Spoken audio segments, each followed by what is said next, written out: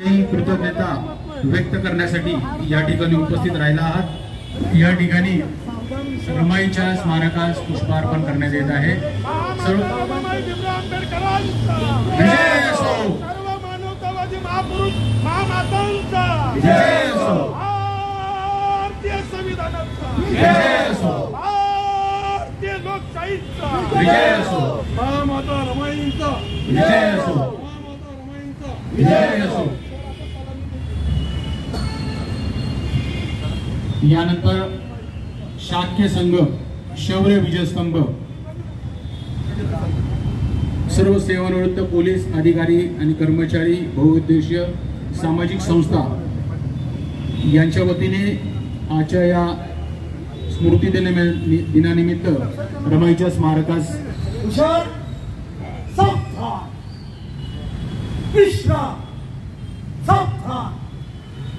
महामाता रमाई यांच्या 90व्या स्मृती दिनानिमित्त शाक्य संघ, निवृत्त पोलीस अधिकारी तसेच इथे जमलेले आंबेडकरवादी संघटनेचे सदस्य यांच्यातर्फे आपण महामाता रमाई यांना मानवंदना देणार आहे। महामाता रमाई यांना वंदना देण्यासाठी सलामी द्यायची आहे। सलामी 3 4 1 2 3 4 1 2 3 4। जय भीम। माता रमाईचा जय हो। माता रमाईचा जय हो। माता रमाईचा जय हो। महामाता रमाईंचा जय हो। महामाता रमाईंचा जय हो। महामाता रमाईंचा जय भीम, जय भीम, जय भीम, जय भीम, जय भीम, जय भीम। आज आपण जो घेतोय तो श्वास बाबासाहेबांमुळे, आपण खातोय तो घास रमाईमुळं, आणि आपण राहतोय तो निवास त्या दोघांमुळं। म्हणून मी माझ्या कवितेत म्हणतो की जाहलो आज आपण माणूस जयांच्यामुळे त्या रमाई आणि भीमाला आपण वंदन करू। खरं पाहिलं तर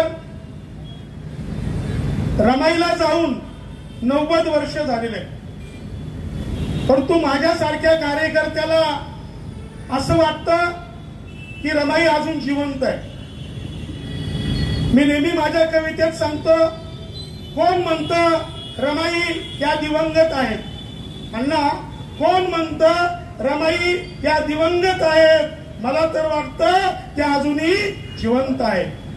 ते त्यांच्या कीर्तीने, त्यांनी दिलेल्या दिव्य अशा स्फूर्तीने, तुमच्या आमच्या सगळ्यांच्या रूपाने रमाई अजूनही चिरंत आहे। विश्वरत्न डॉक्टर बाबासाहेब आंबेडकर त्यांना जग सिम्बॉल ऑफ नॉलेज म्हणते। अशा सिम्बॉल ऑफ नॉलेज म्हणूनाऱ्या महापुरुषांच्या पाठीमाग रमाई या भक्कम उभ्या राहिल्या। दुसरी गोष्ट, बाबासाहेब जरी संविधान करते असले, बाबासाहेबांनी जरी संविधान लिहिलं, परंतु बाबासाहेबांनी लिहिलेल्या संविधानाच्या प्रत्येक पानावरती रमाई आहे हे तुम्हाला सांगायला मला अभिमान वाटतो। अशा या रमाईला तेवढ्या धोधो पावसामध्ये खर तर जगताप साहेबांचं आणि त्यांच्या सर्व टीमचं, महानगरपालिकेचं मी मनापासून कौतुक करतो, अभिनंदन करतो। आणि तुम्हाला मी शब्द देतो साहेब, ज्याच्या पाठीमागे असते आई त्याला कधीच नसते कशाची कमी। तर तुमच्या सर्व महानगरपालिकेच्या अधिकाऱ्यांचं 100% कल्याण झाल्याशिवाय राहणार नाही, कारण तुम्ही अत्यंत पवित्र काम करताय आणि या परिस्थितीमध्ये तुम्ही रमाईचा विचार पेरण्याचं काम करताय। वामनदादा म्हणतात की भीमा विचार तुमचा त्या पिंपळाचा पार आहे। भीमा विचार तुमचा त्या पिंपळाचा पार आहे, सुखाचे दार आहे, ज्ञानाचे भांडार आहे. तर रमाई म्हणजे या जगाला ऊर्जा देणारी महामाता आहे आणि त्या महामातेचं स्मरण करणं हे आपल्या प्रत्येक भारतीयाचं काम आहे. रमाई कुठल्या जातीच्या नव्हत्या, रमाई हे कुठल्या धर्माच्या नव्हत्या, रमाई या कुठल्या पंथाच्या नव्हत्या. त्या सिम्बॉल ऑफ नॉलेज यांच्या सहचारिणी होत्या, म्हणजेच त्या आपल्या सर्वांच्या माता होत्या. अशा मातेला आपण सर्वजण या ठिकाणी वंदन करण्यासाठी उपस्थित राहिलात, त्याबद्दल मी हात जोडून तुमच्या सर्वांचंच मनापासून वंदन करतो, कौतुक करतो. आणि तुम्हाला 2-3 गोष्टी सांगतो. पाऊस किती पण असू द्या, वादळ किती पण असू द्या, वारा किती पण असू द्या, या सगळ्याला भेदून काम करण्याचं काम विश्वरत्न डॉक्टर बाबासाहेब आंबेडकरांनी केलेलं. आता तुम्ही म्हणताल विश्वरत्न डॉक्टर बाबासाहेब आंबेडकर हे काय आहे? ही व्यक्ती नाहीये. जेवढे संत होते, जेवढे महंत होते, जेवढे महापुरुष आहेत, महामाता आहेत, त्यांचा विचार बाबासाहेब आंबेडकर आहेत. बाबासाहेब सुद्धा कुठल्या जातीचे, धर्माचे, पंथाचे नव्हते. We the people of India ही थीम संविधानामध्ये बाबासाहेबांनी दिलेली. खरं पाहिलं तर आज प्रत्येक भारतीयांनी युद्धाची भाषा करता कामा नये अण्णा. आज प्रत्येक भारतीयांनी द्वेषाची भाषा करता कामा नये. कारण बुद्धांनी सांगितलेलं आहे की युद्ध नको, बुद्ध हवा. कारण या देशाला तारण्याची ताकद ही प्रेमामध्ये असते.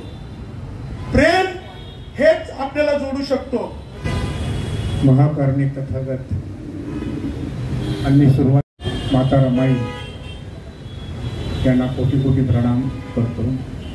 छत्रपती शिवाजी महाराज, क्रांतिकारक ज्योतिरावजी फुले, राजर्षी शाहू महाराज, डॉक्टर बाबासाहेब आंबेडकर यांच्या विचारांना अभिवादन करून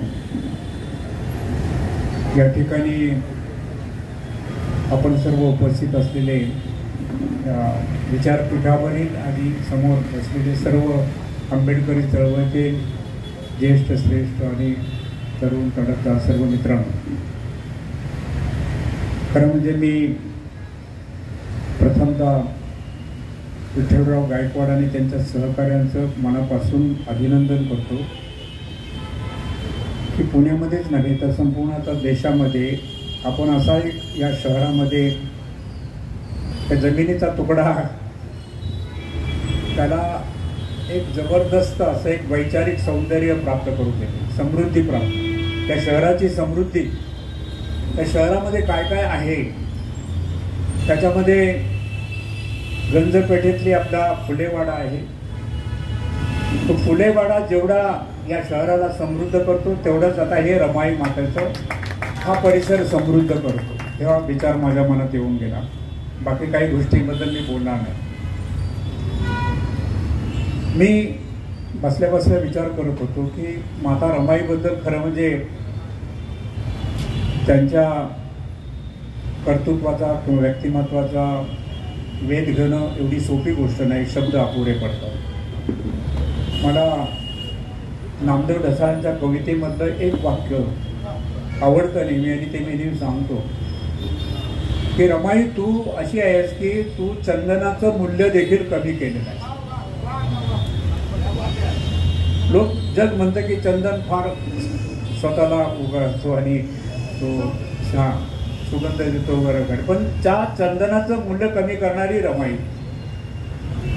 तर रमाईच्या सर्व आपल्याला बाबासाहेब आणि रमाई आणि त्यांचं जीवन आणि त्या जीवनामध्ये घडलेला तो सर्व इतिहास माहीत आहे. तिकडे मी जाणार नाही. मला कधी कधी आश्चर्य वाटतं विठ्ठलराव की बाबासाहेब आंबेडकरांनी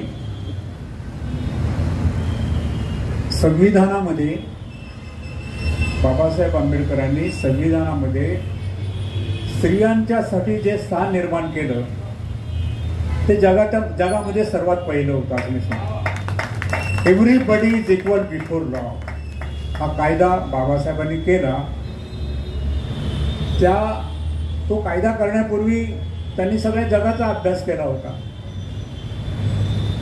अमेरिका, इंग्लंड सगळ्या राज्यघटना त्यांनी धुंडाळलेल्या होत्या. पण अमेरिकेमध्ये देखील स्त्रियांना समानतेचा अधिकार होता, परंतु निवडणुकीला उभे राहून त्यांना मतं घेण्याचा आणि राष्ट्राध्यक्ष होण्याचा काही अधिकार नव्हता काही कालखंड. अमेरिकेमध्ये देखील समता फार उशिरा आली. म्हणजे मागच्या शतकामध्ये एक मोठा असा निकाल लागला सर्वोच्च न्यायालयामध्ये पहिल्यांदा की ते लोक निग्रो त्या ठिकाणी काळे लोक राहत होते आणि काळ्यांच्या विरोधी वंशभेदाच्या विरोधी चळवळी चालू होत्या आणि काळे मागत होते की आम्हाला देखील समता पाहिजे. त्यावेळेला तिथल्या कोर्टाने असा एक निकाल दिला होता की यू आर इक्वल. बघा, you are equal but you are separate. म्हणजे तुम्हाला आम्ही समता देतो. त्या अमेरिकेने त्यांना समता द्यावी, पण त्यांना स्वतंत्र म्हणजे वेगळेपणाने राहण्याचे त्यांना राहावं लागेल. म्हणजे त्यांनी घेटोमध्ये राहायचं. मग तो डीएसपी जरी झाला तरी त्याने डीएसपी म्हणून अधिकार घ्यायचा, परंतु राहायचं निग्रोंच्या वस्तीत. असा प्रत्यक्ष कायदा अमेरिकेत झाला होता. म्हणजे अमेरिकेमध्ये जो कायदा झाला तो समतेचा कायदा सुरुवातीला नव्हता. त्याच्यामध्ये म्हणजे त्याच्यामध्ये खूप कमतरता होती. म्हणजे तुम्हाला निग्रोंना इक्वॅलिटी दिली, परंतु त्यांना वेगळं केलं. आपल्या देशामध्ये देखील आज अशीच परिस्थिती आहे की आपण इक्वल आहोत सगळे, पण खेड्यापाड्यामध्ये जेव्हा ग्रामराज्यात पाहतो तेव्हा गावामध्ये खेडेगावाच्या बाजूला, वस्तीच्या बाजूला चांबारवाडा, मांगवाडा वगैरे असतात बाजूला. म्हणजे गाव म्हटलं तर एकत्र आहे, परंतु वस्त्या वेगळ्या आहेत. म्हणजे you are equal but you are separate.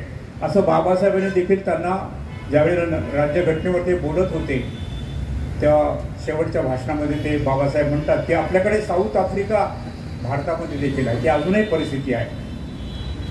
मी आमदार होतो तेव्हा स्वतःची हुशारकी नाही सांगत, परंतु शेवटी मी आमच्या पक्षापुढे विचार मांडला की मी जेव्हा गावात जातो तर मी गावात गेल्यानंतर गावात माझी सभा होते, पण नंतर मी आमच्या लोकांना भेटायला जातो तेव्हा बाकीचे पारावरचे लोक म्हणतात की आता हा महारवाड्यात जाणार, म्हणजे ते अजूनही बौद्धवाड्यात जाणार, की हा चांबारवाड्यात जाणार, की हा मांगवाड्यात. म्हणजे तेव्हा मला फार वेदना होता. असं मी जेव्हा शरद पवारांना सांगितलं तेव्हा शरद पवारांनी तुम्हाला सांगतो की मंत्र्याला बोलवलं, तेव्हा तो धनंजय मुंडे होता, त्याला बोलवण्यास सांगितलं समाज कल्याण की ताबडतोबीने तू एक अध्यादेश काढ आणि ह्या गावातल्या वस्त्यांची नावं बदलून टाक. आणि तुम्हाला खोटं नाही सांगत, महाराष्ट्रामध्ये 18 ते 20 हजार वस्त्यांची नावं बदलली आहे. ज्याला जयदेव गायकवाडांनी मी मुद्दाम सांगेल, कारण ते चळवळीतले कार्यकर्ते. आपण देखील करू शकतो. आपण जर ठरवलं, आपण जर बाबासाहेबांच्या विचाराने जायचा प्रयत्न केला तर आपल्याला देखील काहीतरी सुचू शकतं. तेव्हा आधी जास्त बोलत नाही.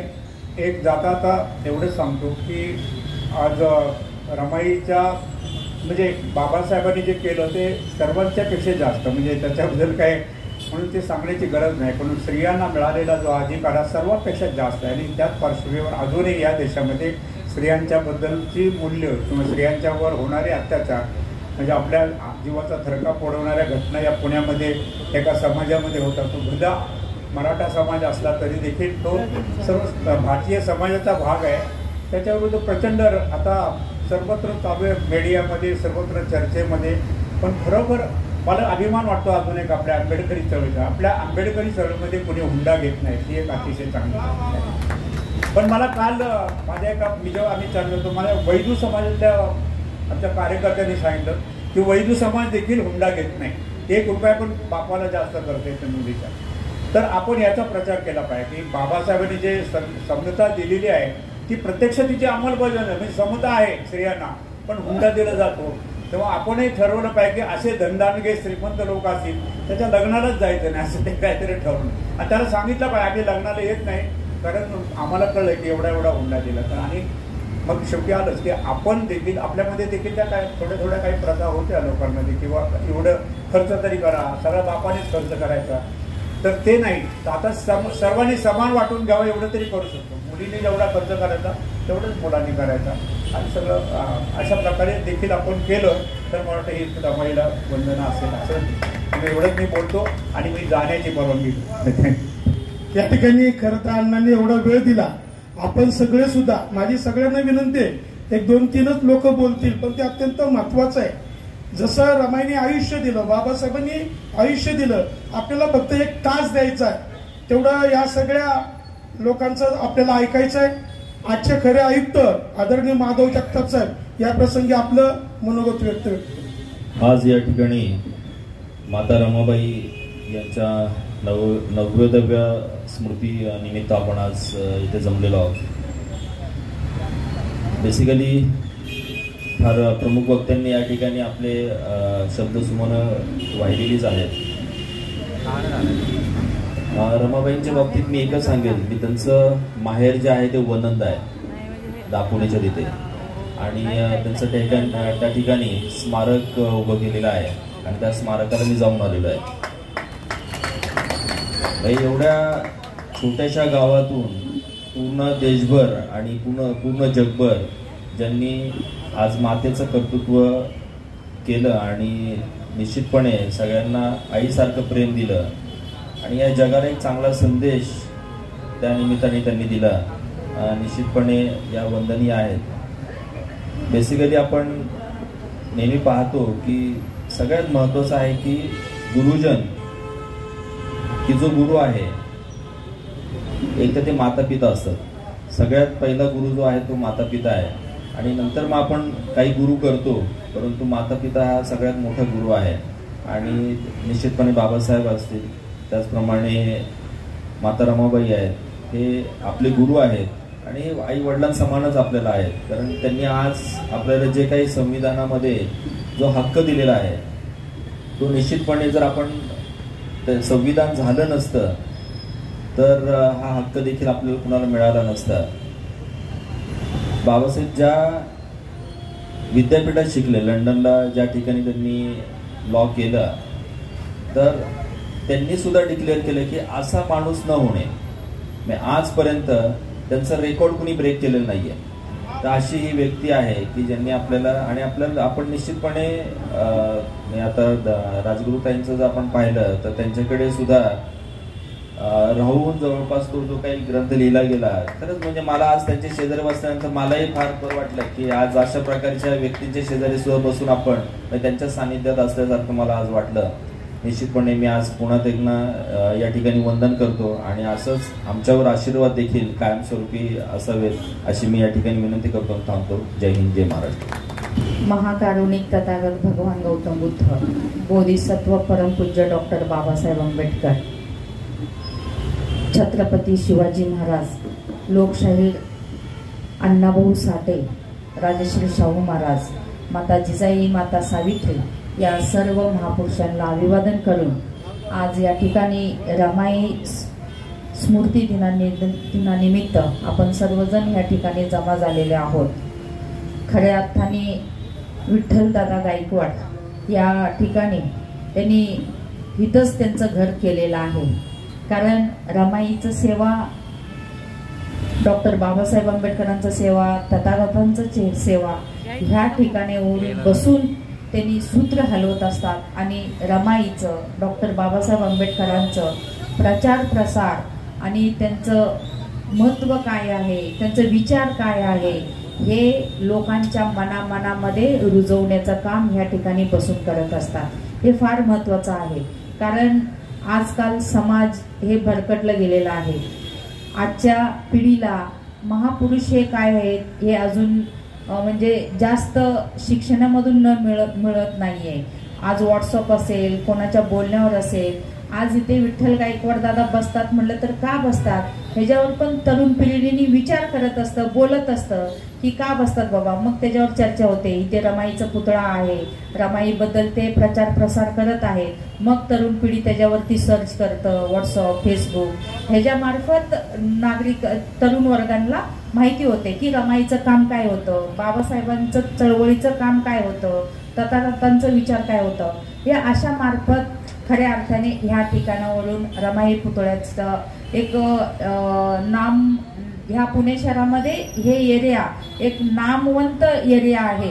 म्हणून ह्या रमाई पुतळा ह्या ताडीवाला रोडच्या इथे बसलेला आहे. हे एक आपल्यासारखे एक कौतुकस्पद आहे आणि एक आपल्याला आदर्श म्हणणारा हे आहे. म्हणून इथले जे विचार आज समाजामध्ये पोचत आहे, अत्यंत चांगलं योग्य ते जागी पोचत आहे असं आम्हाला खात्री आहे. म्हणून रमाईचं बद्दल आम्ही जे ते रमाईने आपल्यासाठी जे कष्ट घेतलं, ह्या समाजासाठी कष्ट घेतलं, ह्या भारत देशामध्ये नव्हे तर जगभरामध्ये जे महिला असतील त्यांच्याच लेकी आहेत आणि त्यांच्या आशीर्वादाने आज आपण ह्या स्टेजवर उभा आहोत. त्यांचाच आशीर्वाद आपल्याला लाभलेला आहे.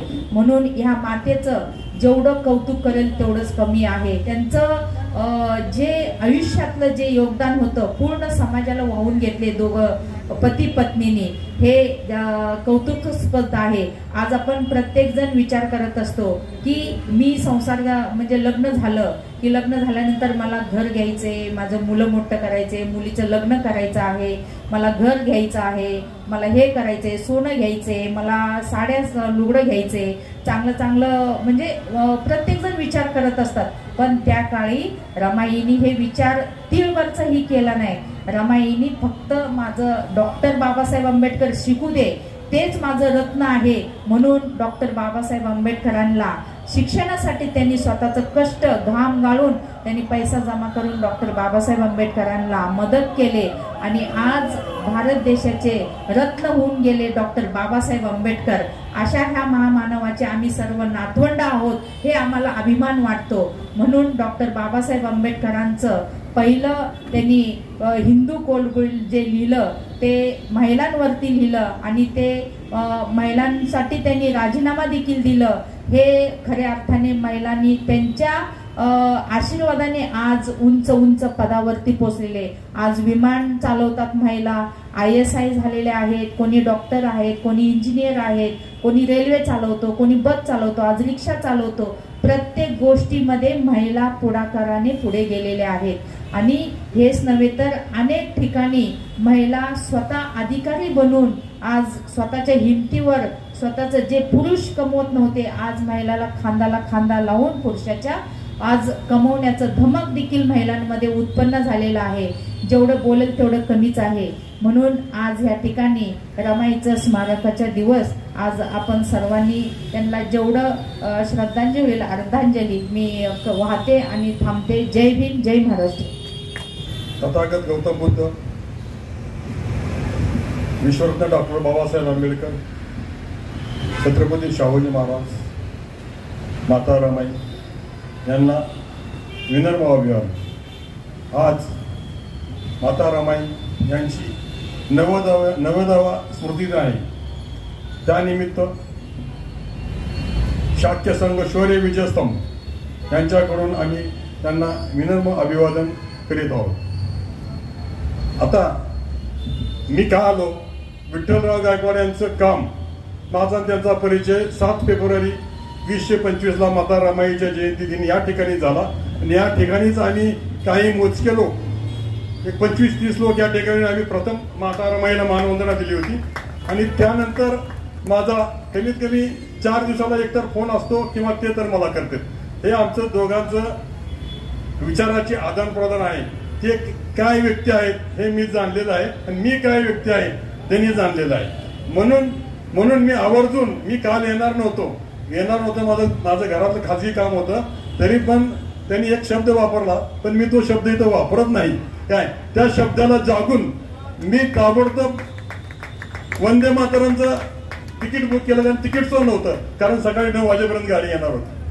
आता विठ्ठलरावांनी सांगितलं की बाबा माता रमाई घरात जायला पाहिजे. त्याचं माझ्या गावात मी सुरुवात केलेली आहे.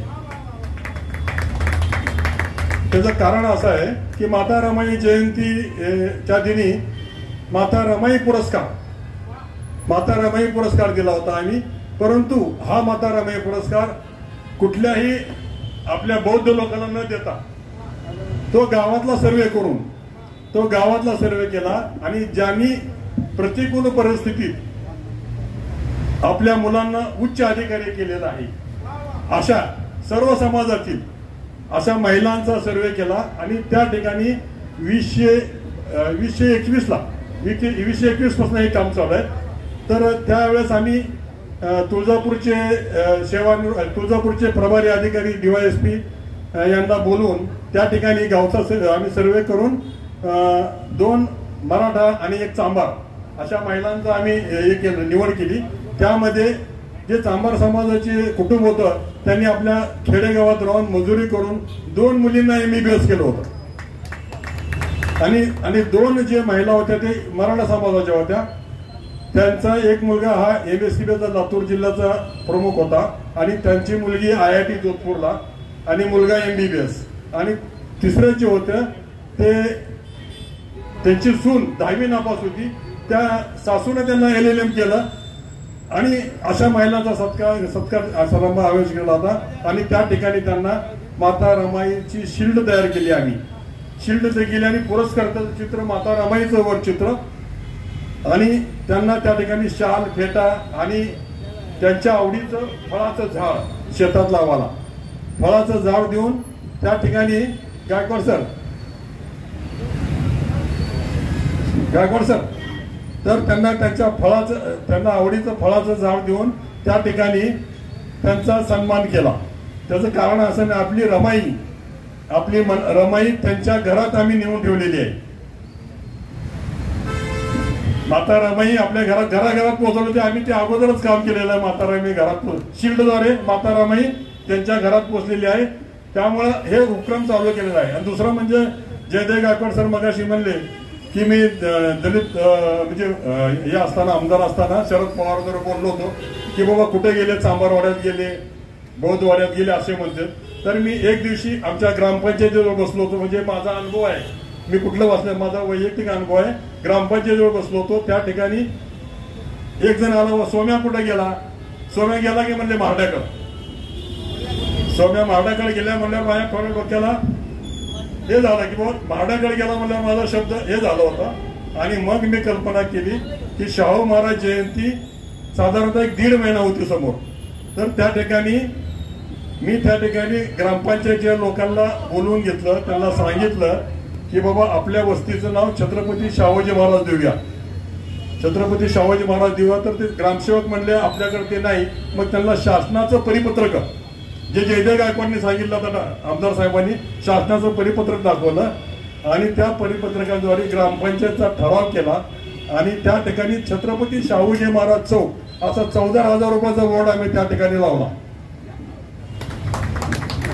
आणि भविष्यात 10 वर्षांनी कुठे गेला सोम्या, तर कुठे गेला छत्रपती शाहूजी महाराज चौकात जायला पाहिजे असं माझं नियोजन त्यावेळेस आम्ही केलेलं आहे.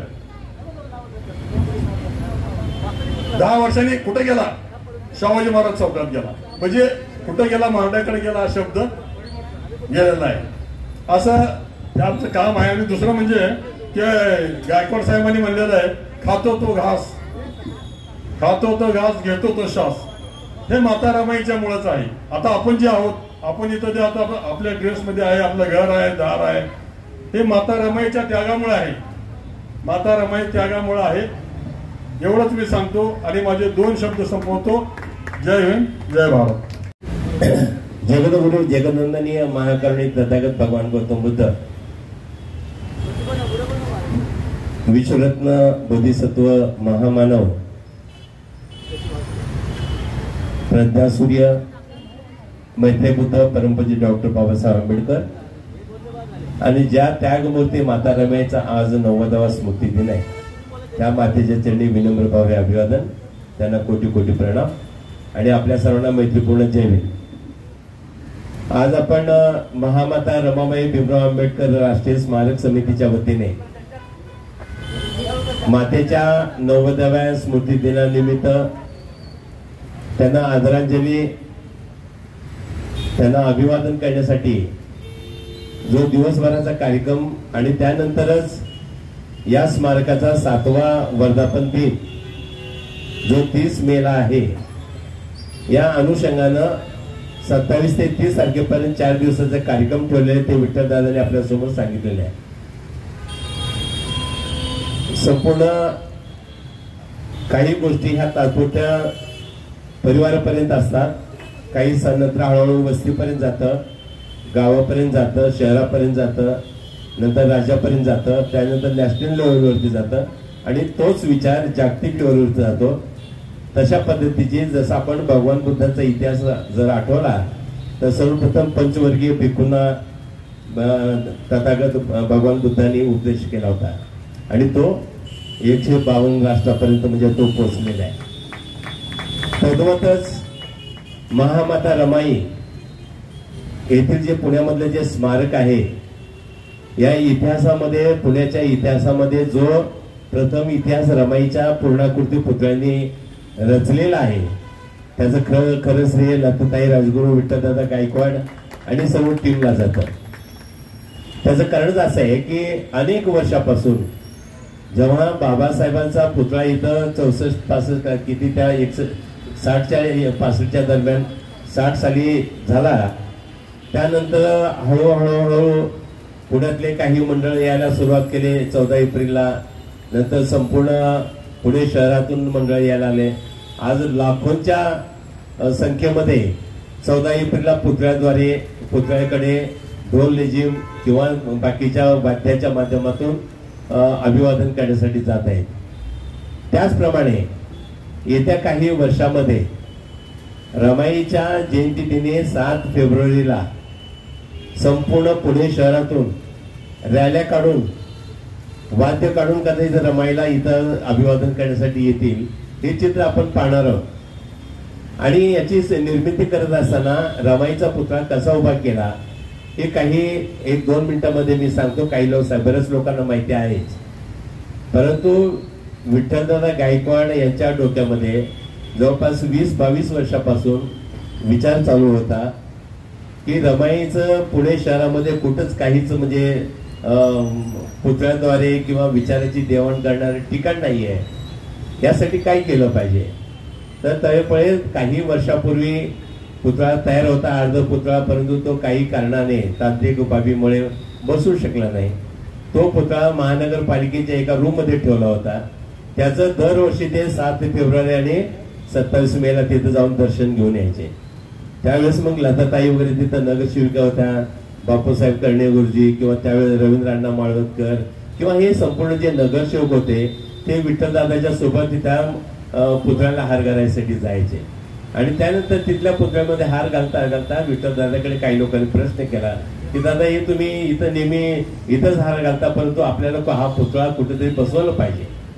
परंतु त्याच्याबद्दल त्यांनी जवळ चौकशी केली. त्यावेळेस त्यांना कळलं की त्या पुतळ्यामध्ये बनवण्यामध्ये काही तांत्रिक अडचणी आहेत. म्हणून मग दादाने ठरवलं की आपण एक नवीनच पुतळा तयार केला पाहिजे. आणि त्या अनुषंगाने ह्या सर्व नगरसेवक तिथल्या खरं त्यांचं कौतुक केलं पाहिजे की त्या लोकांनी एकत्र आले आणि दादांना लीड दिलं विठ्ठलदादाने की तुम्ही याचं लीड घ्या आणि तुम्ही ठरवा काय ठरवायचं ते.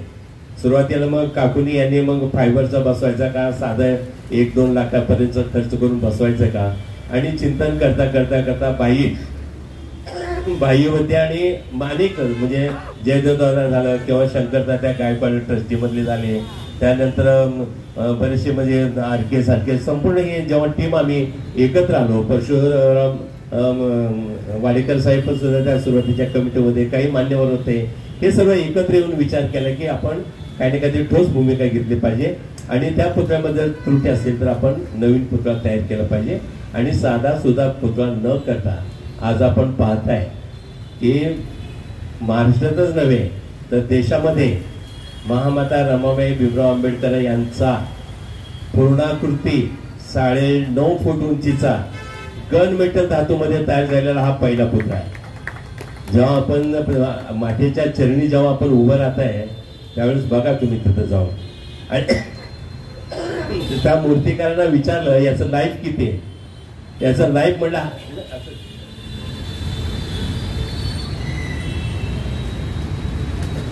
काही इमारत वगैरे बांधली किंवा काही एखाद्या वस्तू स्ट्रक्चर उभं केलं त्याचं 100, 200, 250, 1000, 2000 वर्षाचा त्यांचं लाईफ असतं. परंतु जो मूर्तिकार होता तो म्हणाला 1000 वर्षाचं याचं म्हणजे अभिमान आहे. त्याला काहीच होणार नाही. तिथे पाऊस येऊ उघड्यावर ठेवा काही कसे ठेवा 1000 वर्ष या मूर्तीला तुम्हाला साधा धक्का सुद्धा लागणार नाही. अशा पद्धतीचं निर्मिती करण्यामध्ये या सर्व मान्यवरांचा जे प्रारंभिक विचार केला त्याच्यामध्ये मुख्य समन्वयक म्हणून विठ्ठलदादांनी जी भूमिका घेतली त्याला म्हणजे करोडोत एक रमायची लेख म्हणजे लताताईंनी त्यांना पाठिंबा दिला. खरं आजच्या दिनी यांना अभिवादन, यांना म्हणजे शुभेच्छा देणं किंवा त्यांनी तर आम्हाला हे स्थळ उभं करून दिलं, म्हणून आज इथं शानमध्ये आपण इथं बसू शकतोय. म्हणून यांचं आपण टाळ्याच्या गरजामध्ये यांचं कौतुक करूया.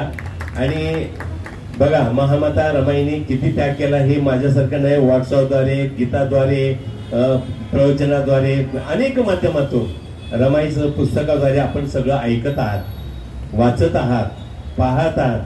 म्हणजे पिक्चरच्या माध्यमातून, कोणत्याही माध्यमातून आपण रमाईचं चरित्र आपण वाचत आहात. परंतु त्या त्यागमूर्ती रमाईने केलेल्या कार्याचे, त्यांच्या आठवणी, त्यांच्या स्मृती जतन करणं हे सुद्धा किती महत्वाचं आहे. आणि यासाठी आपल्याला ठिकाण पाहिजे होतं. दादाची पदपुतळा उभं करून नाही, मग ते रमाई पोळी केंद्र असो किंवा महिला उद्योग असो किंवा येणाऱ्या समाज कल्याण किंवा शासनाच्या ज्या ज्या काही योजना आहेत त्या योजना या ठिकाणी राबवण्यासाठी राष्ट्रीय स्मारक करावं आणि त्या पद्धतीचं इथं म्हणजे सर्व सुविधा करावी हे यांच्या डोक्यात आहे. आणि ते काम पूर्ण केल्याशिवाय शांत बसणार नाही, एवढं मात्र आम्हाला पूर्ण खात्री आहे. कारण एकच कारण सांगतो, काही मान्यवर म्हणाले आपल्यातलेच, त्यांना विठ्ठलदारांचं पहिल्या दिवसापासून म्हणणं होतं की माझा हा जो रमाईचा पुतळा होईल तो राष्ट्रपतीच्या हस्ते उद्घाटन झालं पाहिजे. त्यांच्या डोक्यात होतं. काही लोकांना असे शंका आले, राष्ट्रपती येतील का, रमाईच्या पुतळ्याला कोण येणार आहे, एवढा साधा पुतळ्याला कोण इथे येणार आहे, ते शासनाचं आहे का, ते अमकुच आहे ढमकुच आहे का, असं म्हणत राहिले. परंतु विठ्ठलदादा म्हणाले मला रमाईचं पुतळ्याचं अनावरण लोकार्पण करायचे ते राष्ट्रपतींच्या हस्तेच करायचं आहे. जेव्हा ह्या टीमने ठरवलं त्यावेळेस त्यांच्या हालचाली सुरू झाल्या. अनेक लोकांनी विरोध करण्याचा प्रयत्न केला, परंतु प्रयत्न काही यशस्वी झाला नाही. शेवटी 30 मे 2018 डॉक्टर रामनाथ कोविंद भारताचे राष्ट्रपती ते स्वतः इथं आले आणि त्यांनी त्याच्यामध्ये त्याचं अनावरण केलेलं आहे. असा हा ऐतिहासिक पुतळा, या पुतळ्याच्या रमाईच्या चरणी आज आपण त्यांच्या स्मृतिदिनी त्यांना अभिवादन करतोय. विठ्ठलदादा म्हटल्याप्रमाणे आपण खरंच मातेची जाणीव ठेवणारे, त्याच्या उपकाराची जाणीव ठेवणारे आपण उपासक आहोत हे सांगायला खूप मोठा अभिमान वाटतोय. मी या महामाता रमाईच्या भीमराव आंबेडकर राष्ट्रीय स्मारकाचा सरचिटणीस असल्याने मी अभिमानाने सर्वप्रथम तुमचं कौतुक करतो की आजच्या दिनी तुम्ही खरं म्हणजे साहेबांचा आणि त्यांच्या, आम्ही सोलापूरला भेटायला गेलो, इतके बिझी होते तरी आम्हाला भेटायला आले, तिथं जेवणाची सोय केली, आम्हाला कारुपयोग घातलं. आणि त्यांचं फक्त एवढ्या पुरतं नाही सर, तुम्ही सगळे साक्षीलात, संपूर्ण महाराष्ट्रभर त्यांनी पेटवलेले आहे. आणि ते म्हणतात संपूर्ण भारतातले मी पोलीस, रिटायर्ड पोलीस अधिकारी एकत्र करणार आणि एक दिवस हजारोचे नाही तर लाखोंच्या संख्येने माझे हे रिटायर्ड लोक एकत्र करणार, अशी त्यांची संकल्पना आहे. आणि खूप धडपडी व्यक्ती आहे. प्रत्येकाशी फोन करून ऐकू ते म्हणतात, कधी कधी लोक ऐकतात, कधी कधी ऐकतच नाही, कधी रिस्पॉन्स देतात, कधी रिस्पॉन्स देत नाही, पण मी माझं कर्तव्य करत राहणार. आणि असे व्यक्ती समाजामध्ये खूप क्वचित असतात आणि ते आपले संघनायक आहेत, आपले जे मुख्य आहेत हे आपल्याला सांगायला खूप अभिमान वाटतो. माझी आपल्या सर्व ट्रस्टींना आणि सहकार्यांना विनंती आहे की अडचणी खूप येतात, परंतु अशा व्यक्तीला साथ देऊन आपली मुवमेंट घेऊन जावं आणि एक दिवशी इथं हजारोच्या पोलिसांच्या उपस्थितीमध्ये रमाईला सलामी देण्यासाठी यावं एवढी अपेक्षा व्यक्त करतो. जाता जाता विठ्ठलदादांनी सांगितले की रमाईचं वसतिगृहाबद्दल माझा विचार केला की आपल्याला समाजातल्या प्रत्येक व्यक्तीने एक ठरवलं पाहिजे. जो माणूस सुशिक्षित आहे, जो माणूस थोडस आर्थिक बाजूने भक्कम आहे, ज्याच्याकडे 4 पैसे उपलब्ध आहेत, त्यांनी पे बॅक टू सोसायटी, समाजाला काहीतरी देणं लागतंय असं म्हणून तुमच्या कमाईतला, तुमच्या उत्पन्नातला, तुमच्या खिशात असलेल्या पैशापैकी 4 पैसे एक विधायक कामासाठी तुम्ही खर्च केलं पाहिजे. इलेक्शन मध्ये 2-2 कोटी रुपये खर्च करतात, ते फक्त आपल्या वार्डापुरतं. पण काही लोकांची मानसिकता झालेली आहे, माझ्या वार्डाच्या बाहेर 4 पैसे देऊन कशाला उपयोग आहे, काय फायदा आहे. परंतु रमाईची लेख सारखे ना वाटतं, इथं असून तिथं 11,000 रुपये तिथं आता कालच्या 4 वेळेला तिथं देऊन आले. ते म्हणाले हे माझे टोकन आहे, अजून मी जेव्हा अडचण मिळेल तेव्हा मी करेन. म्हणून आपण विचार करता, मी विचार केला, मी सेवानिवृत्त झालो, माझी मिसेस नोकरीला होती, ती सेवानिवृत्त झाली, दोघांचा पैसा 4 पैसे जमा झाले होते. माझी 3 गुंठे जागा, मी घर बांधावं रिटायरमेंट नंतर किंवा 4 खोल्या काढावं त्याच्यातून पेन्शन आले, त्याच्यातून जे भाडं मिळेल त्याचं भाडं खाऊन आयुष्य आरामात जगावं. नंतर विचार केला की ऑलरेडी एक राहण्यासाठी आपल्याला काही शहरामध्ये एक निवारा मिळालं तर खूप झालं. म्हणून एक माझा खडकी चिखलवाडीमध्ये एक स्वतःचा फ्लॅट होता. आम्ही दोघे राहत होतो. तिन्ही मुलीच्या लग्न झाले, आपापल्या घरी आहेत. मग आम्हाला काय अजून कशाला पाहिजे आणि कसं तिला पेन्शन मला पेन्शन, मग अजून किती खाणार, खाऊन किती रोज 1000 रुपये खाल्ले जाते, 30,000 रुपये मध्ये एका पेन्शन मध्ये भागताय. मग कशाला पैसा जास्त पाहिजे असं म्हणून विचार केला की तिथली जी 3 गुंठे जागा आहे ती समाजाला द्यावी. बरं समाजाला देऊन काय उपयोग, समाजाला देऊन काय करायचं, तर मी विचार केला 60-65 वर्षापूर्वी आम्ही वसतिगृहामध्ये राहून शिकलो. जे 60च्या पुढचं आहे त्याने प्रत्येकाने इतिहास आठवा. तुम्ही वसतिगृहाचं किंवा शाळेचा सपोर्ट घेऊनच तुम्ही शिक्षण घेतलेलं आहात. आज सुद्धा काही खेडोपाडी राहणारे आदिवासी भागातले दुर्गम भागातले मुलं आहेत, शिकू इच्छितात परंतु आर्थिक परिस्थितीमुळे ते शिकू शकत नाहीत. अशा मुलासाठी आपण जर आधार दिला तर किती चांगलं होईल. आणि म्हणून 3 गुंठे जागामध्ये 2100 स्क्वेअर फूटचं 4 मजली इमारत तयार होते. पहिला बेसमेंट आहे, तिथं फोटो आहे बघा, ते आतमध्ये गेलं तर बघा. पहिला, दुसरा, तिसरा तिन्ही स्लॅब भरलेले. खालचा आणि पहिल्या मजल्याचं प्लास्टर झालेलं आहे. त्याच्यानंतर आता फक्त फरशी बसवायचं आहे. आणि जून-जुलैमध्ये 50 मुलांची राहण्याची व्यवस्था केली आहे. परंतु 10 मुलं का विना मला यावर्षी तिथं ठेवायचा माझा संकल्प आहे. आता फक्त एक मोठे 2 हॉलचे दरवाजे, खिडक्या आणि टाईल्स बसवलं की ह्या जून-जुलै पासून प्रॅक्टिकली मुलं ठेवायचा माझा तिथं विचार आहे. जवळपास 1 ते 1.25 कोटीचा तो प्रोजेक्ट आहे. 40 लाखांपर्यंत आतापर्यंत काम झालेलं आहे. आणि ते काम 4 वर्षात मी पुस्तक घेताना विसरलो. मी इथं आल्यानंतर आठवण आलं एक सगळ्यांनी. आणि जो प्रकल्प आम्ही महामाता रमाईच्या माध्यमातून राबवला, दादांनी सांगितल्याप्रमाणे 1 रुपया रमाईसाठी, सर्वांच्या सहभागासाठी असं म्हणून 1 रुपयापासून या देणगीला सुरुवात केली. सुरुवातीला 25 डिसेंबर 2013 रोजी धम्मभूमी देवळी येथील ऐतिहासिक बुधवाराच्या वर्धापनदिनी पहिलं दानपेटी ठेवली. लगेच 1 जानेवारी 2014 रोजी भीमा कोरेगाव इथं दानपेटी ठेवली. सर 1 रुपया त्या दानपेटीत टाकलेलं जमा आहे या पुतळ्यासाठी. नंतर मग जेव्हा पुतळ्याचं प्रोग्रेस वाढत गेलं तसं मग 1 लाख रुपये, 25,000 रुपये, 20,000 रुपये, 10,000 रुपये, 5,000, 100 रुपयापासून. आणि सगळ्यात उच्चांक असं झाला की डॉक्टर विश्वजित कदम म्हणून त्यांनी जेव्हा पुतळा तयार होत होता तो थांबला आणि 10 लाख रुपयासाठी तो पुतळा थांबला. त्यावेळेस काही लोकांनी त्यांच्याकडे घेऊन गेले.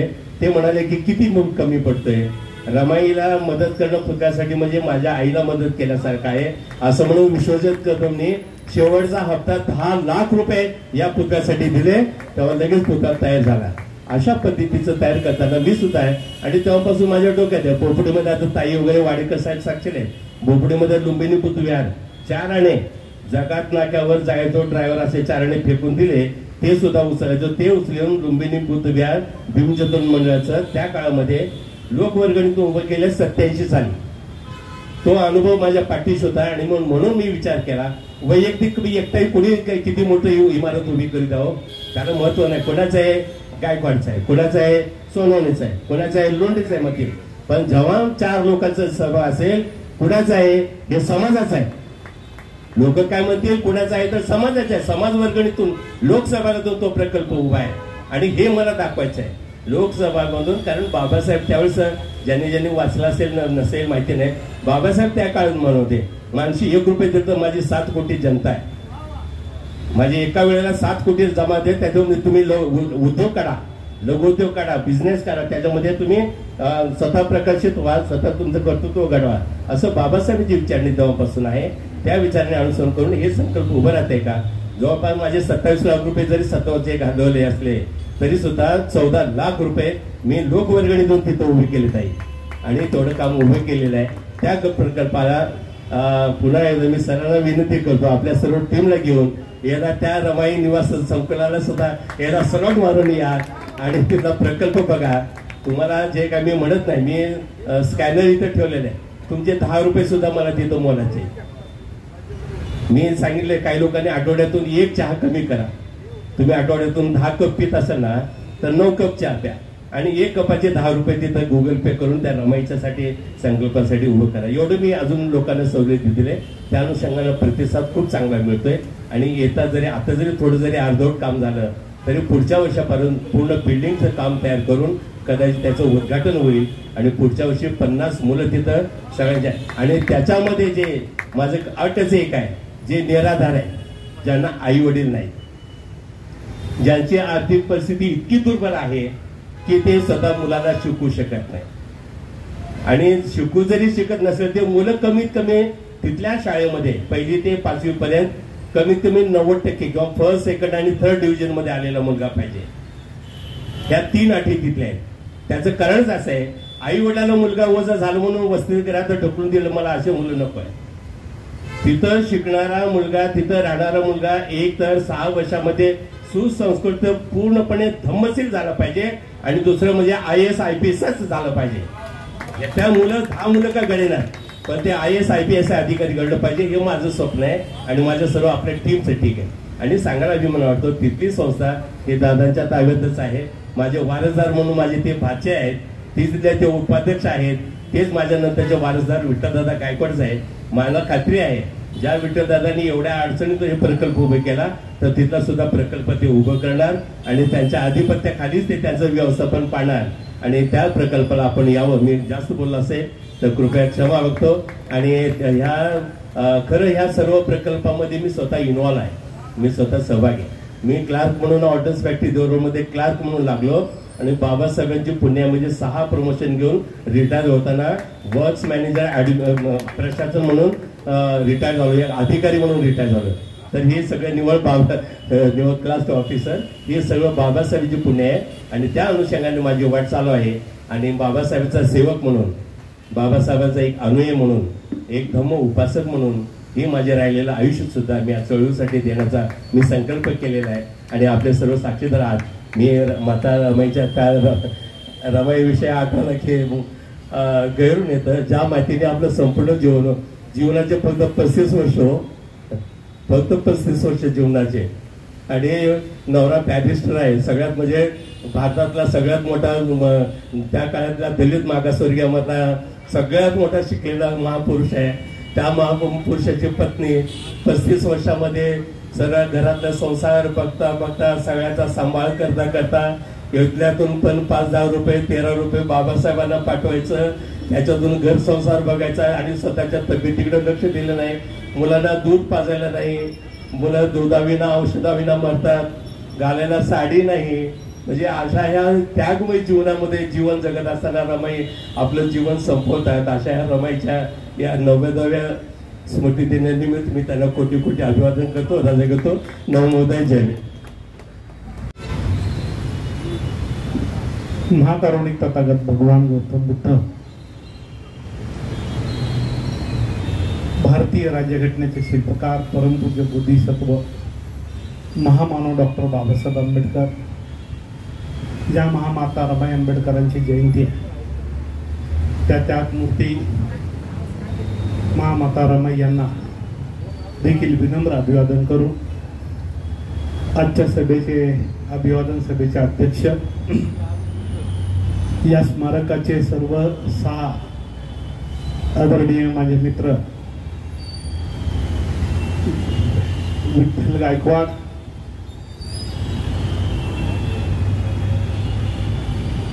आदरणीय नगरसेविका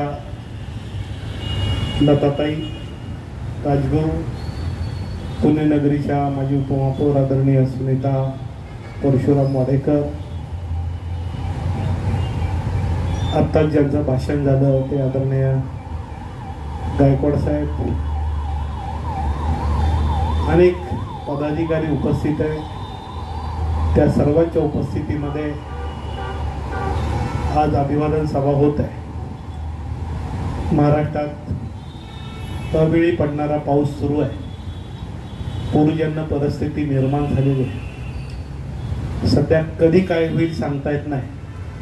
मे महिन्यामध्ये लग्नाची तीत असताना आता गुडघाभर पाणी लग्न कार्यालयात साचलेलं आहे.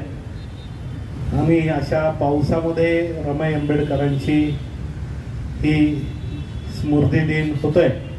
खरं म्हणजे या प्रसंगी मला रमाईच्या लग्नाची आठवण झाली की बाबासाहेब रमाई अशाच पावसामध्ये भायकाळाच्या त्या माश्याचं खास गेलतो बघायला मी.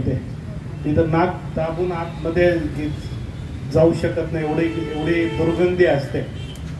तुम्ही कधी जावा माशा आळे तिथं, पार चपल्या घेऊन असं पॅन्ट वर करून जावं लागते नाही का. पण त्या भायकाळ्यामध्ये पाटावर उभं राहून पाऊस पडतोय, पाणी वाहतंय, प्रचंड घाण आहे, आणि त्या भायकाळाच्या त्या भाजी मंडईमध्ये बाबासाहेबांचं लग्न झालं. तो काळ कसा होता आणि आज काळ कसा आहे. म्हणजे बाबासाहेबाला हॉल घेता येत नव्हता, त्यांच्या आई वडिलांना हॉल घेता येत नव्हता. कुठं करायचं तर ते मंडईमध्ये करून टाकू, काय त्याचंही भाडं नसेल, काही नसेल नाही का.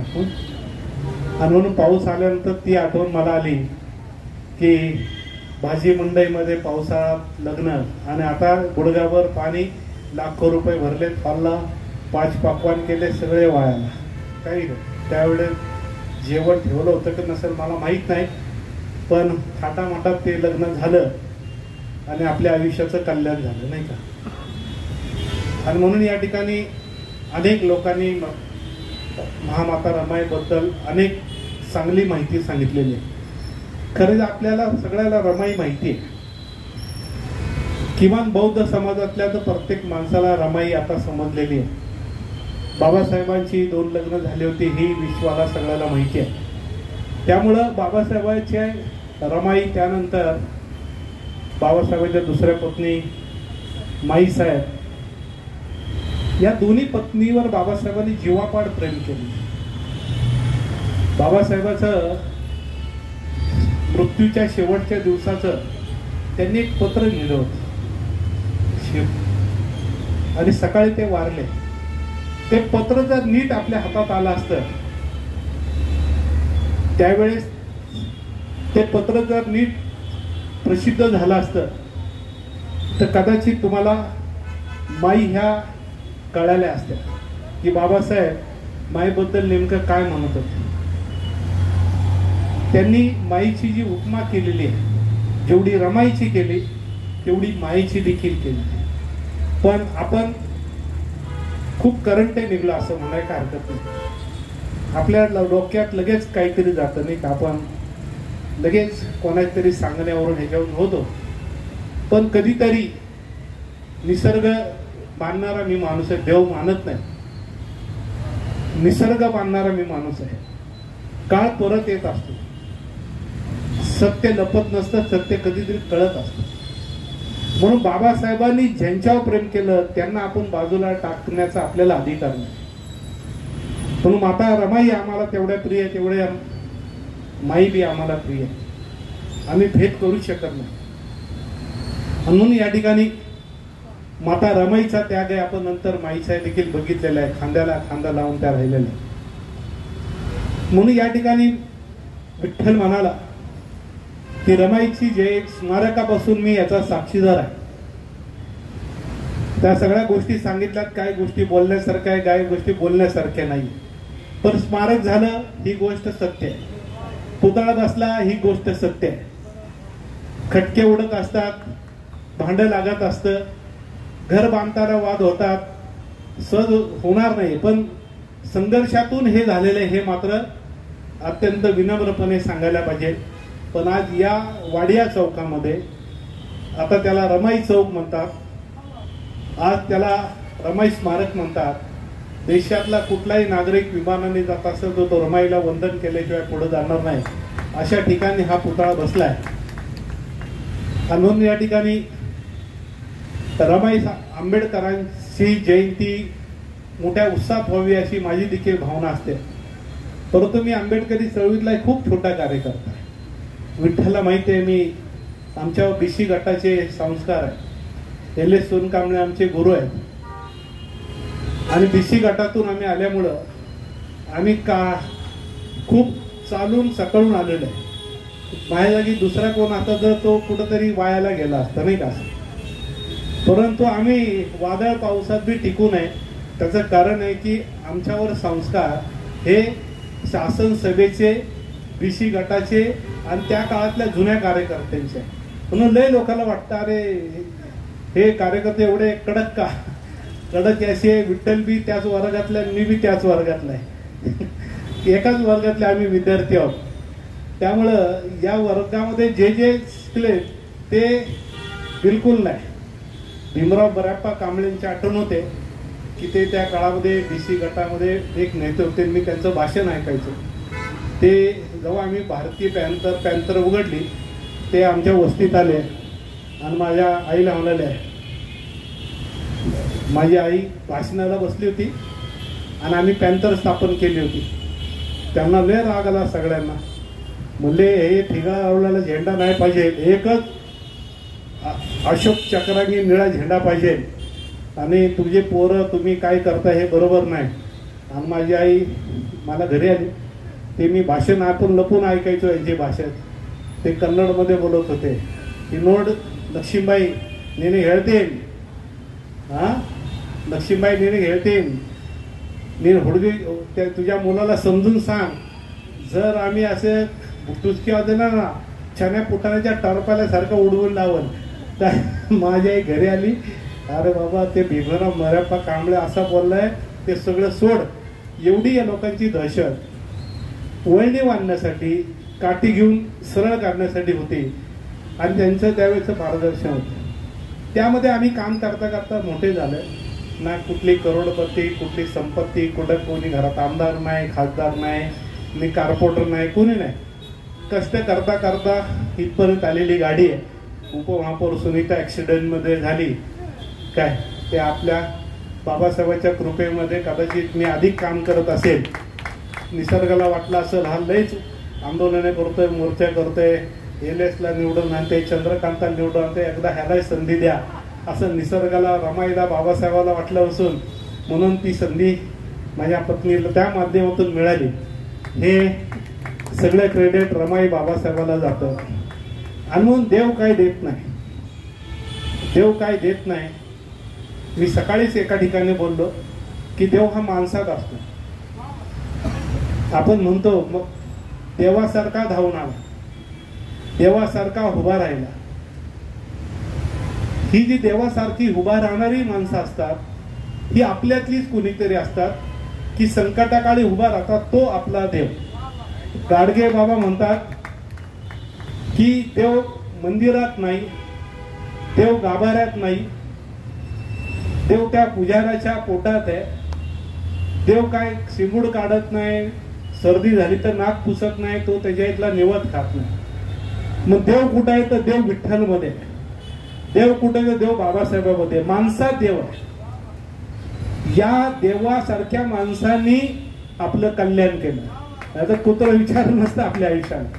ही देवासारखी माणसं कोण कोण आहे तर शाहू महाराज देवासारखा माणूस, त्यांनी बाबासाहेबाला एज्युकेशनला मदत केली ती सयाजीराव गायकवाड देवासारखा माणूस. महात्मा फुले देवासारखा माणूस, सावित्रीबाई फुले देवासारखे माणूस, बाबासाहेब आंबेडकर देवासारखा माणूस, रमाई आंबेडकर देवासारखा माणूस, लोकशाहीर अण्णाभाऊ साठे देवासारखी माणसं, माता जिजाई देवासारखी माणसं, तथागत गौतम बुद्ध देवासारखा माणूस, ज्यांनी देव नाकारला पण देवासारखा माणूस, की ज्यांनी मार्ग दाखवला. जे मार्ग दाखवतात, या रोडने जाऊ नको, या रोडने गेला तर तुझं कल्याण होईल, या रोडने गेला तर तुझं ऍक्सिडेंट. योग्य मार्गदर्शन करणारे हे विश्वातले एकमेव महामानव ते तथागत गौतम बुद्ध, ते देवासारखे माणूस. तुकाराम महाराज देवासारखा माणूस, ज्ञानेश्वर माऊली देवासारखा, कबीर देवासारखा. ज्यांनी ज्यांनी माणसाची बाजू मांडली, ज्यांनी ज्यांनी माणसासाठी काम केलं, ज्यांनी ज्यांनी अंधश्रद्धा मुक्त केली, ते सगळे देव. आपल्या देवाला ते देव पाहिजे की ज्यांनी आपल्यासाठी काहीतरी केलंय. ज्यांनी काहीच नाही केले ते आपल्या देवाला घुसलाय आणि वाटोळं करून बसलाय. आणि आपल्या देवाऱ्यात रमाई पाहिजे, नाही का? आपल्या देवात हे देव पाहिजे आणि म्हणून 10 आपण करतो 10 दिवस नवरात्र येते बघा, काय बायकाच्या साड्या, अरे बाप रे बाप. देवीने कुठली साडी घेतली की रस्त्याने त्याच गुलाबी साड्या दिसतात. अरे डोक्याला तापच होतो हे बघून. महापालिकेत गेलं की सगळ्या अशा गुलाबी साड्या, निळ्या साड्या, वेगळ्या साड्या, 10 दिवस साड्या.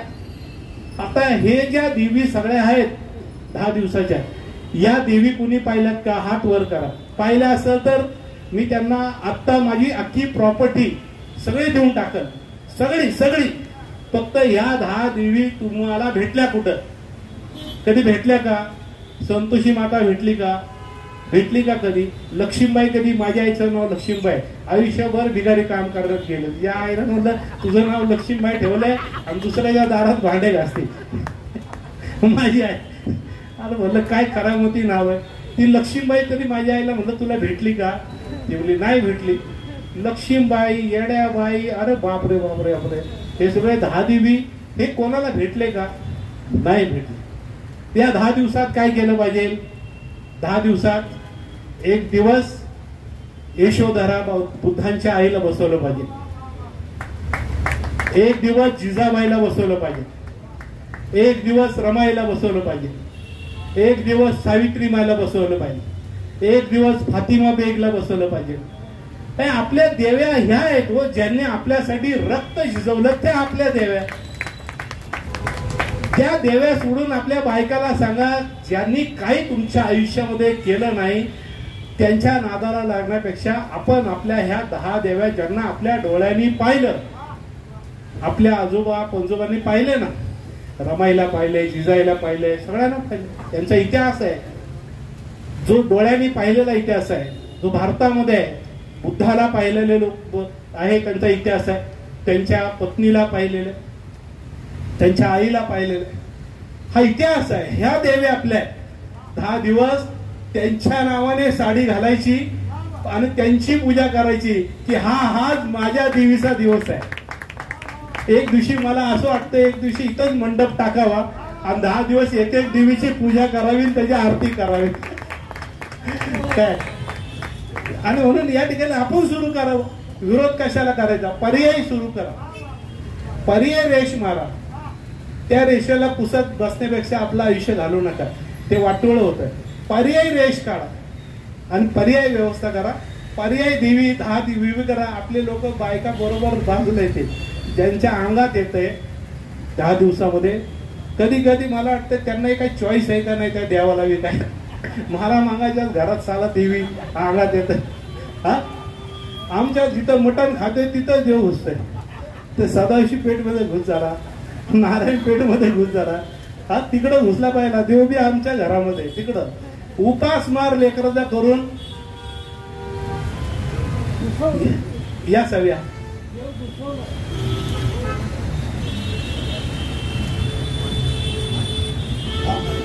या ना सर, वारे साहेब समाज कल्याण पार्टी सर, या ना सर. पार्टीचे आदरणीय वारे साहेब या ठिकाणी आलेत. मी माझ्या भाषणात तल्लक होतो त्यामुळे बसा सर. वारे साहेब, आदरणीय पार्टीचे वारे साहेब आलेत. मी माझं भाषण संपवतो. आणि म्हणून या ठिकाणी एक प्रयोग असा करूया की त्यांना त्यांचं करू द्या. आपल्याकडे खूप आहे पण आपण शोधत नाही. तुम्ही एक भाग केला, आम्ही जयंत्या सुरू केल्या ना. आम्ही बाबासाहेबांची जयंती, अण्णाभाऊंची जयंती, शाहूंची जयंती, छत्रपती शिवाजी, हे अशी जयंत्या जोरात एकदम.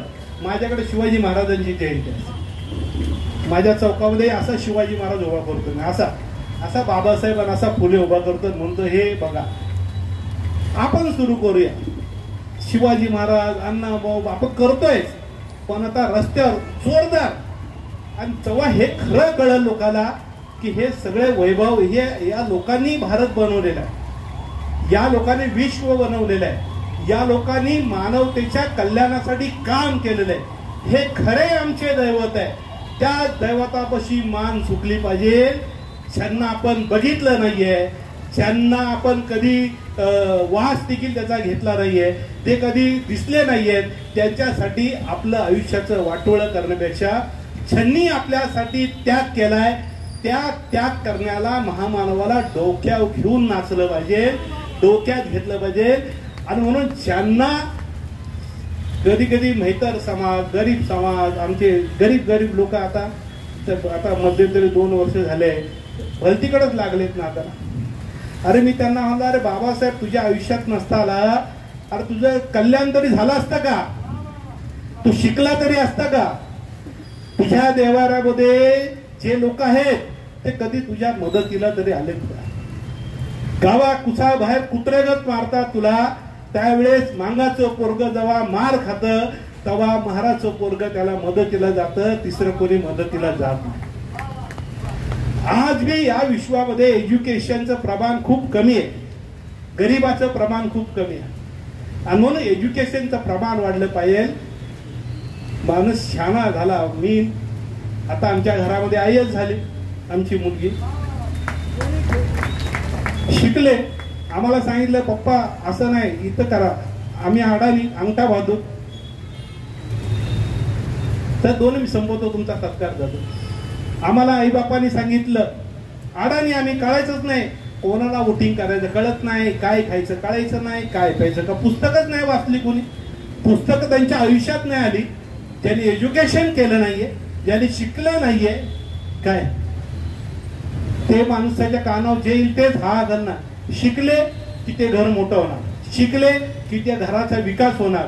म्हणून जे जे शिकले त्या त्या घराचा विकास. मी मुस्लिम समाजाला सांगतो मुलांना शिकवा, शिकवलं पाहिजे. शिकले तर शहाणे होणार, शिकले तर जमात मोठी होणार, तिला कळणार खरं वाईट काय सगळं समजणार. म्हणून बाबासाहेबांनी सांगितलं शिक्षण हे वाघिणीचं दूध आहे. वारेसाहेब शिकले आहे का ना, आता सगळे सुलूट मारतात, हालून वरपर्यंत सगळे सुलूट सुलूट सुलूट सुलूट. हा पुत्र विसरत होता आमच्या आयुष्याला. शिकले, शिकून त्या गादीवर बसले. मातंग समाजाचा एक साधा कार्यकर्ता, एक IAS होतो. हा आणि सगळे आता हाताखाली काम करतात. बरं वाटत असेल का, पण नाही. शिक्षण किती मोठं आहे. चांगले चांगले ज्यांना जवळ घेतलं नाही त्या सुलूट मारतात. ही बाबासाहेबांच्या शिक्षणाची कला आहे. आणि या देशामध्ये सगळ्यांनी लक्षात ठेवावं माझ्यासह की तुमचं आमचं कल्याण झालं असेल पूर्ण, ते केवळ भारतीय संविधानामुळे झालेलं आहे. आणि म्हणून जोपर्यंत संविधान आहे तोपर्यंत आपण सन्मानाने ताटमानाने जगत राहू. एवढ्या ठिकाणी पुन्हा सांगतो, 10 दिवस मी सांगितल्याप्रमाणे 10 दिवस 10 आपल्या महिला, परत एकदा सांगतो, यशोधरा, जिजाई, सावित्रीमाई, फातिमा बेग, रमाई, मदर तेरेसा, मुक्ता साळवे, परत त्या महात्मा फुलेंना शिव घरामध्ये होते ते हे फातिमा बेग पासून या आपल्या 10 महिला आहे. या 10 दिवसात मंडप टाकायचा आणि रोज एक महिला बसवायची, जिजाई बसवायची आणि सगळ्यांना म्हणायचं या पूजेला. आमच्या या महिला आहेत की ज्यांनी आमच्यासाठी काहीतरी केलंय. म्हणून रमाई आंबेडकरांच्या स्मृती दिनानिमित्ताने आपण जाहीर करून टाकू की 10 दिवसाच्या देव्या आमच्याकडे बसणार आहे, सगळ्यांनी आरत्याला यावं. काय म्हणून यशोधरापासून तर फातिमा बेग पर्यंत आमच्या देव्या बसतील. आणि त्यांनी काय काय दिलंय या देशामध्ये ते सांगायचं काम आपण करायचं. यांनी दिले का, लक्ष्मीने काय दिले का, नाही दिलं. मग जिजाईने काय दिले हे सांगायला पाहिजे. आणि हे सांगितल्यानंतर तुमच्या डोक्यात जाईल, सगळ्यांच्या बहुजनांच्या डोक्यात जाईल. त्यांना कळलं की अरे ही खरी गोष्ट आहे, हे खरं केलं पाहिजे. तशा पद्धतीने आपण रमाईची जयंती करूया, स्मृती दिन करूया. आणि मी विठ्ठलला सांगतो पुढच्या वेळेस रमाई आंबेडकर कधी काय मी बाबासाहेब घेतलाय, तुम्ही रमाई घेतली, मग ते करतात, रमा करतात, विठ्ठल करतात. आता मी संविधानाचं काम घेतलंय, साहेब मला मदत करतात, संविधानाची रॅली आम्ही काढतो. मला जे जे शक्य ते मी करत असतो, तुम्ही करतात त्याला माझा मनापासूनचा पाठिंबा आहे. पण एक दिवस असा आहे की पूर्ण रमाई महोत्सव आम्ही एवढ्या ताकदीने करू की जगातले लोक बघतील की रमाईचा महोत्सव खूप जोरदार आहे. आपण नंतर बसू, या स्टेजवर काय बोलण्यात अर्थ नाहीये, पण एवढा शब्द देतो की रमाई आंबेडकरांची जयंती मोठ्या थाटामाटात आपण एक नक्की सुरू करू एवढा विश्वास या ठिकाणी व्यक्त करतो.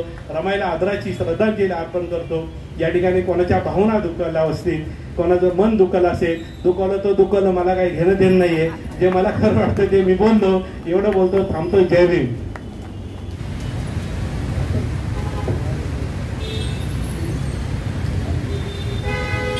त्यानंतर विभाग प्रमुख उमेश सोनवणे सर यांचा देखील या ठिकाणी सन्मान होतोय. सगळ्यांनी टाळ्यांच्या गजरात त्यांचा देखील या ठिकाणी सन्मान करायचा. ज्या डॉक्टर बाबासाहेब आंबेडकर कोलबा युनिव्हर्सिटीमध्ये शिकत होते त्यावेळेस त्यांनी रमाईला पत्र दिलं. तेव्हा रमाईने पत्र लिहिलं. त्या पत्रामध्ये रमाई काय म्हणते बाबासाहेबाला, मी आपलं थोडक्यात बोलतो. पत्रात लिहिते रमा, अहो पत्रात लिहिते रमा, माझी चिंतारा करिता शिका. मी ह्या लेकरांना, मी ह्या समाजाला सांभाळते.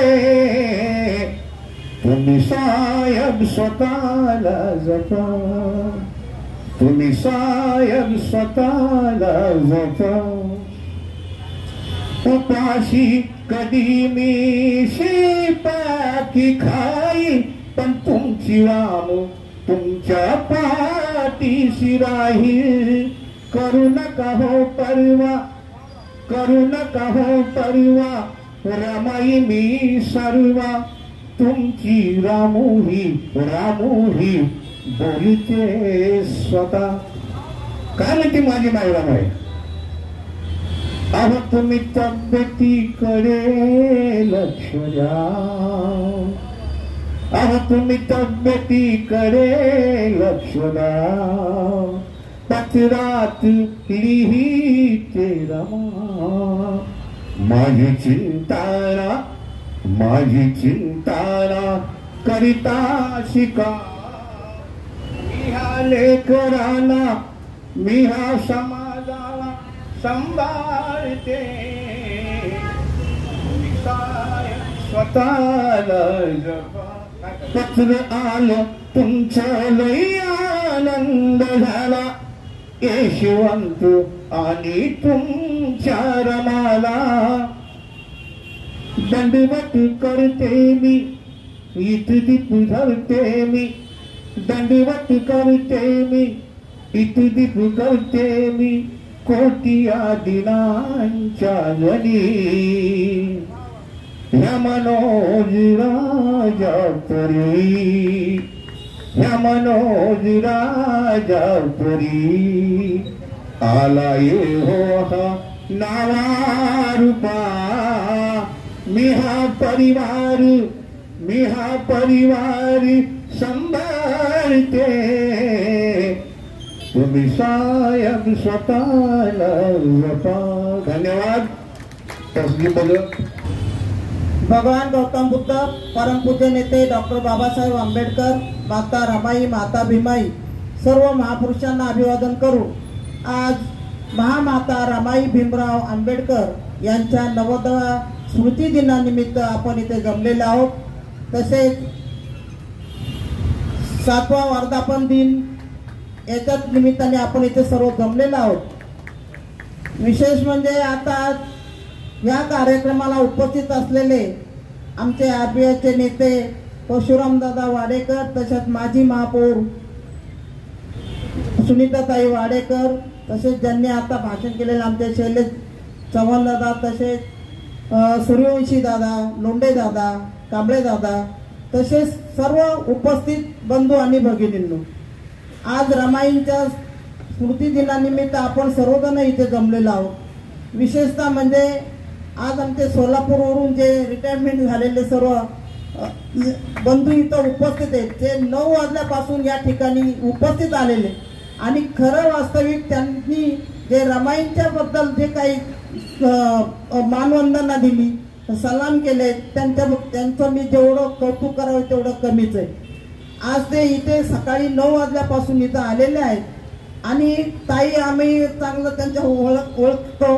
कारण आमचा ज्यावेळेस प्रचार चालू असताना त्यांनी आम्हाला बरीच साथ दिलेली होती आणि अशा या ताई सुद्धा या कार्यक्रमाला उपस्थित आहेत। आणि आज रमाईंच्या बद्दल सांगायला गेलं तर रमाईंनी आता काय त्याग केला काय नाही हे परशुराम दादांनी आणि सर्वांनीच आपल्या भाषणातून सांगितले, म्हणून मी जास्त काही खोलात जाणार नाही। परंतु हे रमाईंचं जे स्मारक तयार करताना आता तुम्ही जसं सांगितलं, माझी तो ओळख विठ्ठल दादांनी आपल्याला करूनच दिलेली आहे, परंतु माझे वडील 37 सालामध्ये माजी आमदार 37 सालामध्ये ते निवडून आले कर्जत जामखेडमधून। त्याच्यानंतर त्यांनी बाबासाहेबांबरोबर सर्व हयात घालवली। 86 वर्षापर्यंत आमचे वडील बाबासाहेबांबरोबर काम करत होते आणि त्याच्यानंतर माझे मिस्टर सुद्धा या ताडीवाला रोडला 3 वेळेस नगरसेवक म्हणून निवडून आले। त्याच्यानंतर मी सुद्धा 4 वेळेस नगरसेविका म्हणून निवडून आलेले। केवळ हे रमाईंचा आशीर्वाद आणि बाबासाहेबांचा आशीर्वाद सगळ्यांचा आशीर्वाद घेऊन आज आपण ह्या ताडीवाला रोडला कार्य करत आहोत। आज बाबासाहेबांच्या बद्दल सांगायला गेलं तर माझे वडील 1937 सालामध्ये आमदार असताना घरामध्ये 21 दिवस ते बाबासाहेब आमच्या घरी राहायला होते। थॉट्स पाकिस्तान जो ग्रंथ लिहिला तो आमच्या घरी लिहिला आणि तोही रमाईंना अर्पण केला। बाबासाहेबांनी माझे म्हणजे 7 भाऊ आणि आम्ही 3 जणी बहिणी। बाबासाहेबांना म्हणजे कोर्ट ठराव जो टाकला फॅमिली हे, पण माझ्या वडिलांना शेवटी 12 मुलं झाली, 3 मुलं ऐवजी 12 मुलं असा हा ठराव हे करून घेतला। आणि बाबासाहेबांनी आमचे दोन्ही भाऊ जे आहेत त्यांना स्वतः कडीवर खांद्यावर खेळवलेलं असे बाबासाहेबांच्या आमच्या घरामध्ये त्यांचं हे गेलं। आणि स्वतः माझ्या आईने त्यांना बोंबलाची चटणी कालवणाला ते बरबाट म्हणायचे तर त्या पद्धतीने त्यांना जेवण दिलं 21 दिवस। असे बाबासाहेबांनी आमच्या घरी दिवस घालवले आणि तो वारसा आमच्या वडिलांपासून तर होताच, परंतु इथं सुद्धा पुण्यामध्ये माझे मिस्टर दयाराम राजगुरू हे इथं कार्यरत असताना त्यांचा वारसा लागला आणि आज 4 वेळेस मी इथे नगरसेविका आहे। आणि रमाईंचा पुतळा बसवण्यासाठी माझ्या मिस्टरांची खूप धावपळ असायची आणि त्यांना वाटायचं, आणि 14 एप्रिलचा कार्यक्रम सुद्धा असला तर डॉक्टर बाबासाहेब आंबेडकरांच्या पुतळ्यापासून ते स्वतःच्या खर्चाने मंडप टाकायचे आणि लोककलेचा दिवसभर कार्यक्रम चालू असायचे। असे त्यांनी सतत कार्यक्रम इथं ताडीवाला रोडला किंवा मग आपल्या प्रोटर चाळीला म्हणा आंबेडकर पुतळा जवळ त्यांनी हे कार्यक्रम चालू। आणि त्यांची एक इच्छा होती की रमाईंचा पुतळा सुद्धा आपण ताडीवाला रोडला बसवायचा। सोरो हॉलला हा पुतळा बसवणार होते, परंतु महाराष्ट्र शासनाचा GR आला की रस्त्यावर पुतळे बसवले जात नाही, म्हणून आम्ही म्हटलो की रमाई गार्डन इथं आहे। आणि त्यावेळेस दादा आपले विठ्ठल दादा आम्ही एक संकल्प तयार केला की रमाईंचा पुतळा हा रमाई गार्डन मध्येच बसवला पाहिजे, म्हणून आम्ही हा पुतळा तयार करण्यासाठी पहिल्यांदा आळंदीला गेलो। तिथे ते 2 मीटरचा जो होता तो फायबरचा पुतळा टिकणार नाही म्हणून आम्ही तो सोडून दिला। त्याच्यानंतर आम्ही इकडे थोपटे साहेबांना भेटून हा 9.5 फुटाचा पुतळा इथे बसवून घेतला।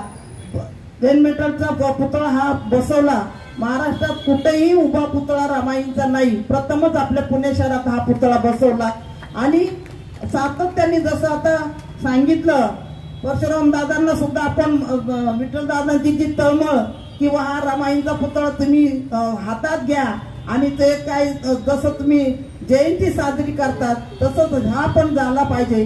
पण त्यांनी शब्द दिला काही तर रमाईंच्या बरोबर ज्या काय आपल्या महापुरुषांचे जे या आहेत त्या जयंत्या आणि त्यांचे पुतळे आपण इथं उभे करू आणि जयंती साजरी करू हे त्यांनी वचन दिलेले आपल्याला।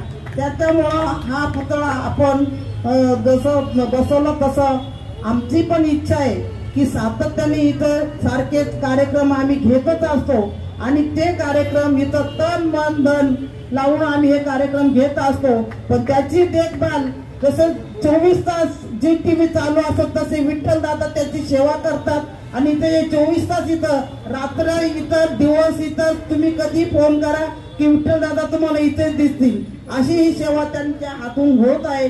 आणि आपण सर्व या कार्यक्रमाला आलात. मी संघमित्रा ताईंचं पण आभार मानते की आपल्या सर्वांना ते सातत्याने सर्वांना फोटोमध्ये ठेवत असतात आणि त्यांचं सुद्धा जसा रमाईंचा पुतळा उभारण्यामध्ये जे काम केले जाते त्याच्यामध्ये त्या सातत्याने इथे भाग घेतात. 1 फेब्रुवारी ते 7 फेब्रुवारी इथे वर्धापन दिन आपण साजरा करत असतो. त्या ठिकाणी सुद्धा आपण 7 दिवस वेगवेगळ्या पद्धतीचे कार्यक्रम घेत असतो. तसंच आता 27 मे ते 30 मे पर्यंत आपण सातत्याने हे वेगवेगळे कार्यक्रम आपण इथे घेतलेले आहेत. त्याबद्दल मी तुमचं सर्वांचं आभार मानते. आणि कार्यक्रमाची आपण शोभा वाढवली. असे 3 दिवस सुद्धा तुम्ही या कार्यक्रमाला उपस्थित राहो आणि कार्यक्रमाची शोभा वाढवी, त्याबद्दल मी तुमचं सर्वांचा आभार मानते आणि माझे 2 शब्द संपवते. जय भीम, जय महाराष्ट्र, जय भारत.